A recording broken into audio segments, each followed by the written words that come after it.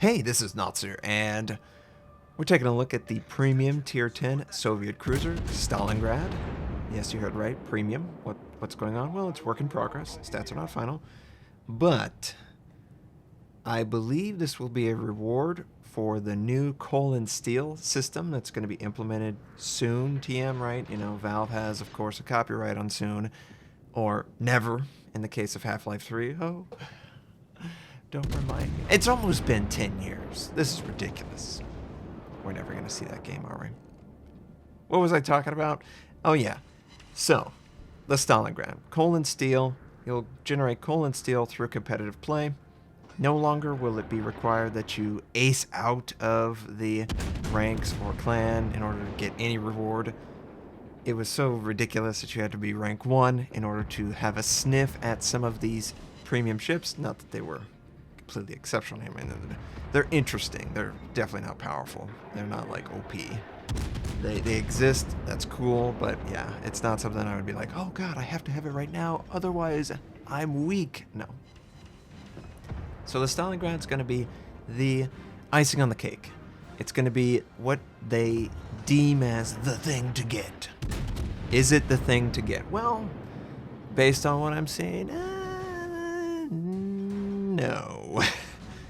Because I think the ship, and oh, by the way, do not touch a pink player. If you touch a pink player, the game basically was meaningless to get rid of that status for that player. So I tried to drop the speed. Clearly, he dodged me too. Sorry, my friend. I didn't mean to. I didn't notice you were there. So, Stalingrad. I don't really like ships that are designed like this. It only has one shell type, AP. And it really can only do one thing. It needs to see enough armor that the AP is effective, right? That sounds a lot like another ship. I think it's the Asashio of the cruisers. It's a ship that is so powerful in one specific little tiny window, but incredibly ineffective in every other window, that it's gonna sit in this weird spot where you'll play it, you'll have terrible, terrible games because you'll go up against someone who's aware of your strengths and your weaknesses, and then you'll play another game and nobody will know what you do, and you will absolutely dominate the game. It's just one of those ships that requires that your opponent is less informed than maybe they wish they were, right? So with AP, Soviet cruiser, high gun velocity, it's got great penetration force, really powerful penetration force. But it can't deal with angled armor. You have to go against the superstructure when it's angled, and you're going to overpin hard because it's got really high gun velocity. So yeah, those battleships, those heavy cruisers, anyone who is aware of what they need to do to tank damage from AP, they're going to be able to do that. You need the flank. You need to see the side of the enemy. Similar to the French. The French battleship line really benefits, especially the higher you go, really benefits from sitting on the flank and firing constantly on targets that aren't angled against you, because they don't have a lot of gun caliber to overmatch or deal with a lot of angling in the armor. Right? Right. But this is basically a Moskva meets some weird amalgamation that's a battleship with 32mm bow and stern, so it can tank damage from pretty much everything but Yamato really punishes it because it's a cruiser, because it's giant, it doesn't have a ton of armor, but it has enough to slow it down. You know, it's too heavily armored for a cruiser, and it's not armored enough for a battleship. So it sits in this really weird spot where I think good players that are aware, they're gonna know what to do. Right? So in this game, we're just looking for broadside targets.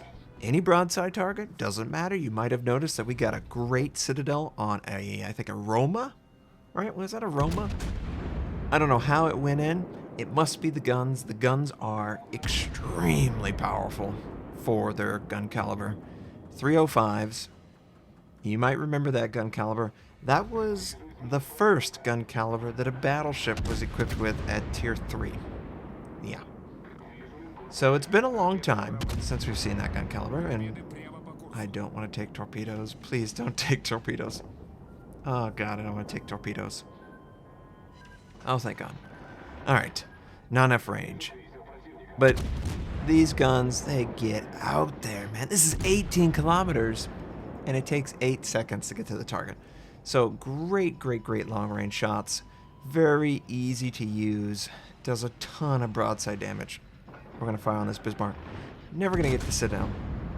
But we can get the next best thing. We can get a ton of broadside damage, and we get a little bit that dips in the water, but we still do 12,000 damage. And the gun's basically back up and ready to go. But he's showing a broadside. And you should expect that from all of the community contributors that share their opinion on this ship right now. Basically, nobody knows what the ship does. So, when people are aware of what needs to be done, it's just going to be less effective than what you see in these videos. So, just be careful. You know, sometimes a first impression is either the worst version of the ship or the absolute best, depending on how much it can exploit the knowledge of your opponent. And he clearly has no idea what I do. Why should he? But another issue with this game is there's a lot of enemies that are still alive, and I'm out in the open on a flank that is very vulnerable. And I'm just going to use what I have at my disposal. Gun range, gun velocity. Yes, the Soviet way. Boy, I can't do as much damage as I want, but good luck doing damage to me at this range. It's going to take you a long time to get those shells out. Look at this North Carolina. It's going to take them a long time. Let's get over here. So I was firing on the Bismarck, waiting for the enemy Moskva, sort of my smaller version of me, to show up, and we're going to test this against him. And he's got a little bit of an angle. Going to be kind of frustrating to fire on, if I'm going to be completely honest. I expected him to turn, and we did okay. But it's AP. It's not a super large shell that it can overmatch. You can't overmatch anything, honestly. And you absolutely feel it. You feel like anyone and everyone who turns their bow on, you're just going to be over here going, oh, I don't want to fire on you. I want to fire on someone else. You are threatening my ship, but I am not going to do any damage to you.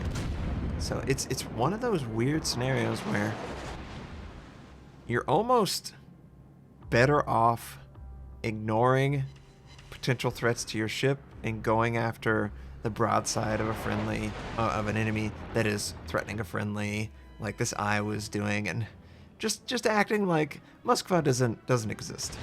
Maybe you could bait him in to show his broadside, right? That's what I was hoping to do. Don't look at him for a while, and then he'll be greedy and use his back gun. Well, when he does that, obviously he's going to angle back, and I'm going to have to try and dodge myself. But it has, you know, great health. Again, 32mm bow and stern. No other cruiser in the game has that.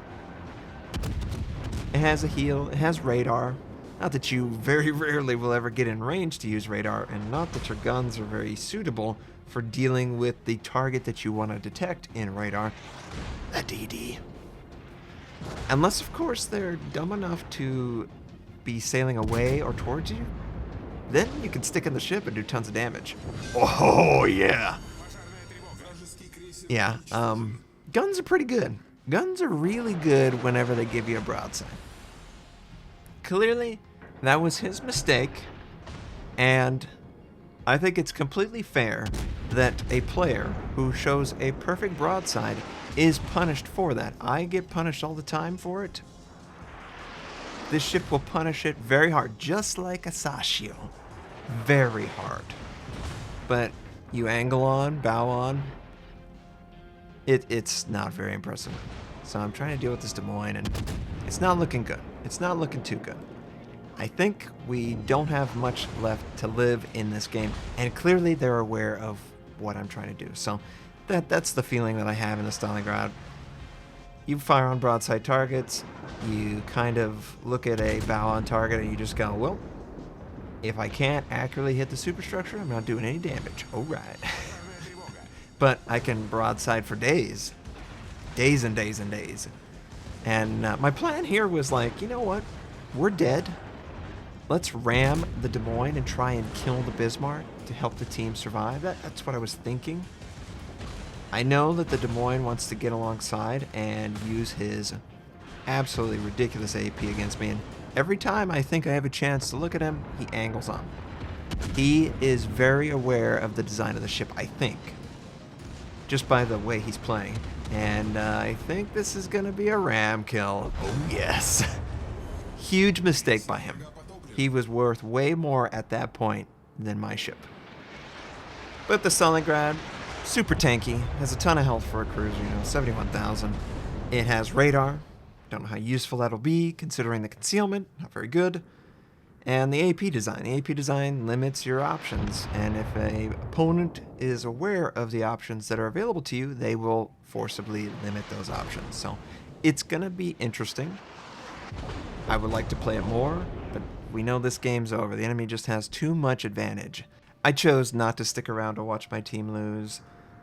I hope you enjoyed seeing the Stalingrad. I hope you have a wonderful day, and I'll catch you next time.